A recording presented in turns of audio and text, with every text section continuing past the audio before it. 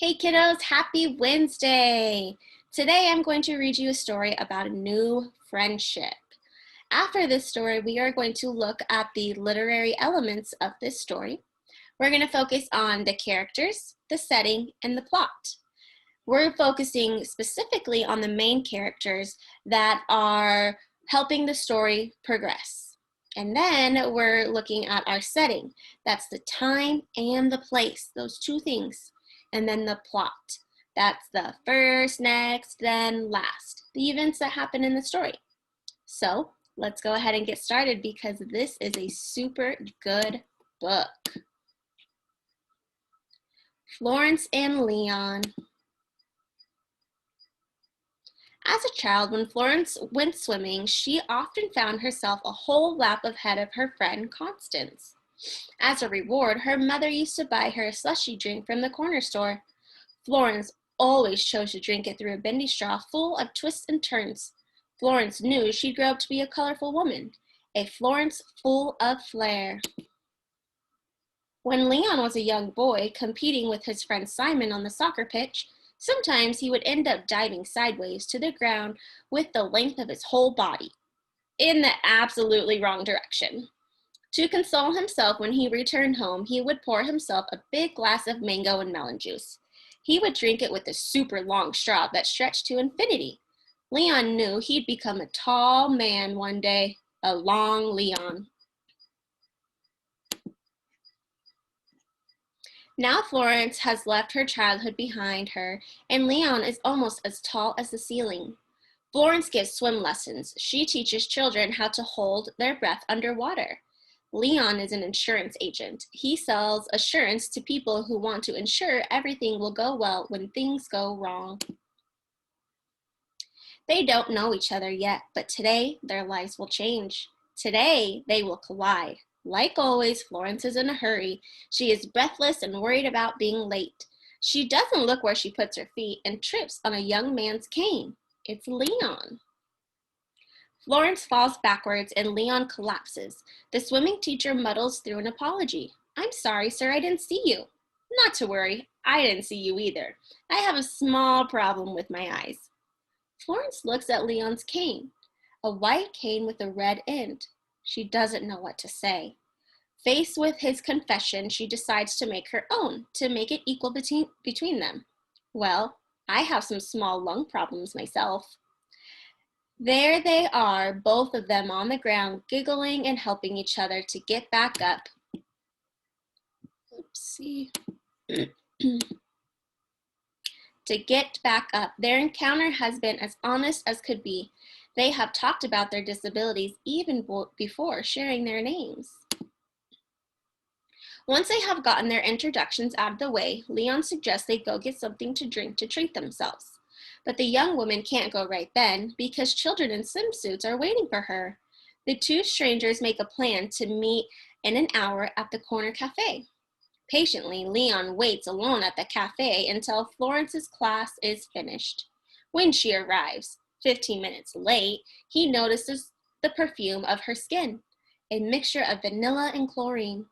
People who have problems with their eyes often have a superior sense of smell.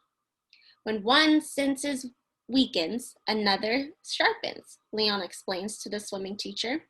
"My ears are also impressive," he adds. "I recognize your footsteps before seeing you." "You're lucky," Florence says. "My ears are always plugged with pool water." Leon drinks a glass of mango and melon juice. Florence fancies a slushy drink, but there aren't any. She chooses an iced coffee. Each of their straws is nice and straight, certainly not twisty or stretchable. After all, Florence and Leon are proper adults now. Sitting there, they tell each other the story of their lives, their jobs, their childhoods, and their peculiarities. Florence asks him if he can see all of her. "No," he replies, "I can only see a tiny sliver of you." "What about if I move slightly and sit here? Do you see me at all?" "Yes, a tiny bit." "And if I'm over here?" "Barely at all." "And here?" "Only one strand of hair." "And here?" "No." Florence takes advantage of his little eye problem by sneaking a peek at his profile. Why not? He can't tell she's doing it. What a handsome man, and elegant too, she tells herself. Florence uses her straw to slurp up the very last of her iced coffee. The gestures make Leon smile as he explains his vision problems. It's as if I'm always looking through a little cylinder. In fact, I see you exactly as you would see me through your straw. Florence immediately positions her straw with no bends or twists, nice and straight in front of her eye. All she can see is Leon's smile. She moves the straw around and sees a nose, then an eye, and then another eye. So you don't see all of me? Yes and no. Fortunately, my brain puts all your pieces together like a puzzle. So you don't know if I'm pretty or not? I'd have to be completely blind to not see that you are pretty. Florence's face turns red as a poppy. To mask her embarrassment, she starts chatting a lot. I don't like my rib cage. I have always found it to be too big. That's because of my lung problems. Lungs are in charge of filling up my rib cages. My lungs are always searching for air. When I was small, my swimming teacher wanted to explain my condition to my classmates to make them understand what was happening in my lungs. He had them run for 3 minutes around the school and then breathe through a straw. Needless to say, my classmates were better able to understand the challenge that swimming the length of the pool meant for me with my demanding lungs. Leon listens to Florence with tenderness, but also with a little envy and regret. He explains, my phys ed teacher found it funny, my vision problems. He said nothing when I got a ball in the face, even when my classmates were aiming it directly at me. Florence brings her hand to her mouth, upset by how mean his classmates had been. Leon brushes away the memory with a wave of his hand and stands up. My turn to try your straw trick, he exclaims, but you might hurt yourself. It must be dangerous to run with your cane. So I will run on the spot. The insurance agent starts hopping up and down in front of Florence. All the other customers look at him with either mild annoyance or puzzlement. But Leon doesn't care. He can't see them. Florence laughs her heart out at the skeptical of her new friend skipping up and down in front of her. After 3 minutes, Leon, out of breath, removes the straw from his juice and tries his best to breathe through it. He struggles to get enough air. He turns red as a beet. And here they are, Florence and Leon, with their straws beaming at each other, red as flowers and vegetables. Florence is happy that her straw is nice and straight. She never would have been able to look at the insurance agent through a bendy straw. Leon, well, he is happy that his straw doesn't stretch. He never would have been able to breathe like the swimming teacher through a straw that was too long. Plus, an extra long straw would keep him far from her. Leon would like to get closer to Florence, and Florence would like that too. Time passes, and then they have to go their separate ways, returning to their own homes. They promise to see each other as soon as possible. Tomorrow, perhaps? Yes, why not? Tomorrow. Outside, there is heavy traffic. Car horns are making a terrible racket. At the intersection, it is taking a very long time for the crosswalk light to turn green. Florence has an idea. With a delightfully focused look, she blows in the direction of the red hand. On cue, the light transforms into the walking pedestrian. You're a magician, you are. A little. But Florence is surprised. Can Leon see the little green man from so far away? No, but I hear the signal's noise that tells me we can cross. My hearing is sharp. I can't hear anything. It must be all that pool water. Florence offers Leon her arm to cross the road. They feel comfortable together.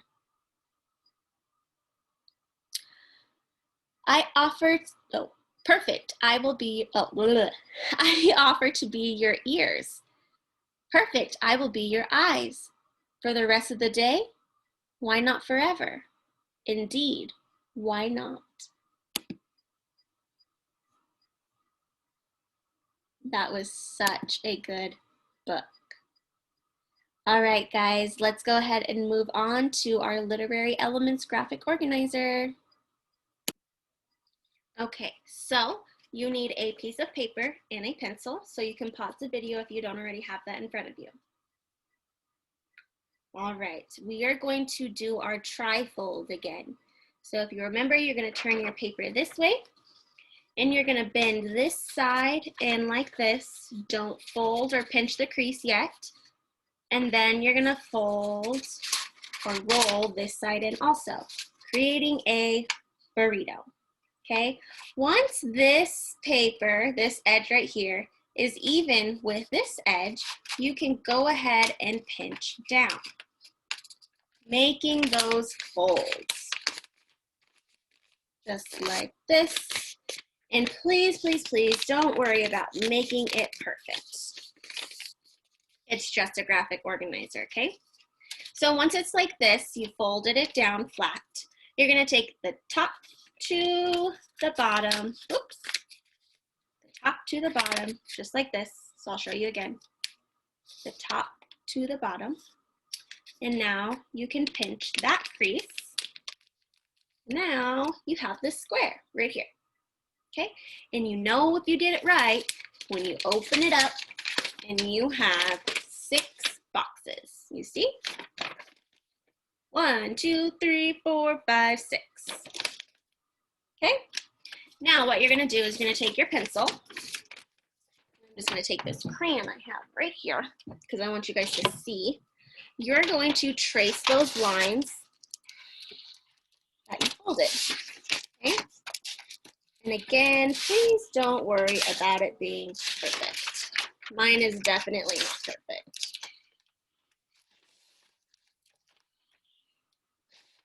Okay, so it looks like this. You're just outlining your 6 boxes, okay? So now that you have this, I'm gonna move to showing you on my computer. I know that the other days I showed you on a whiteboard in the classroom, but I'm not at the class right now, so I'm just gonna show you on my computer. So yours looks like this, and I'm gonna have the same exact thing on my computer.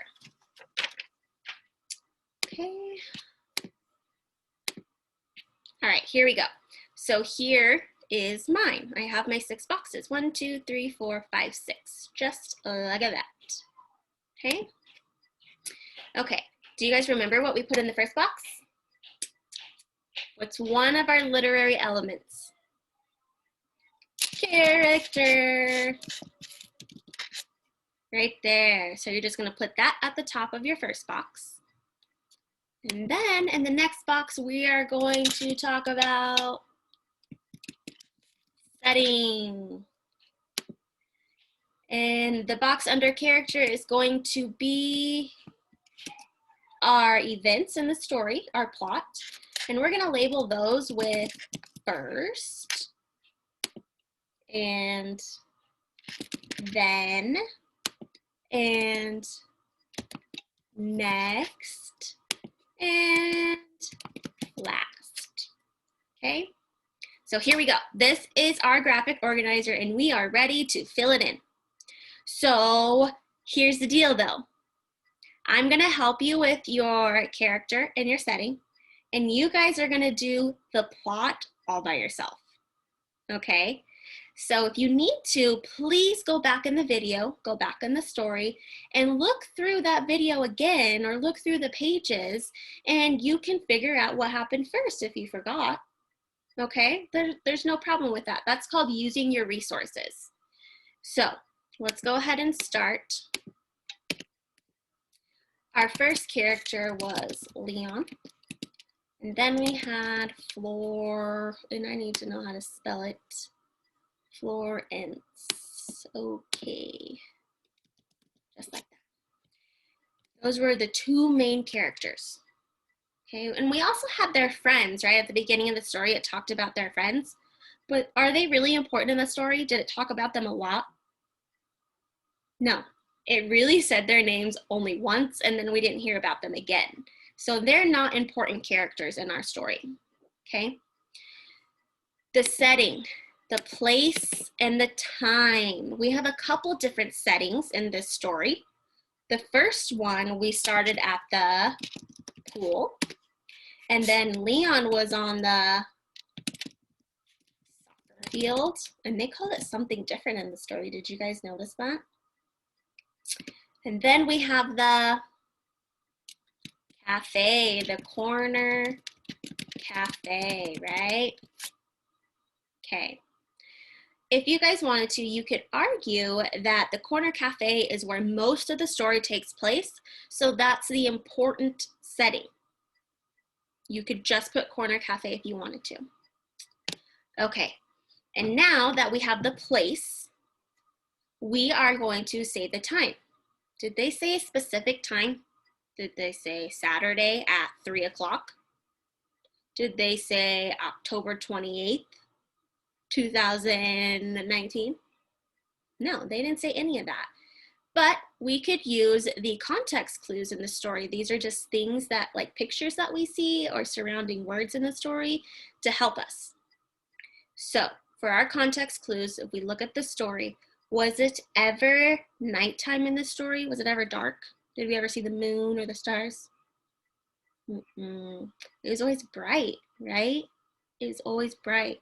So we could say that it was during the day.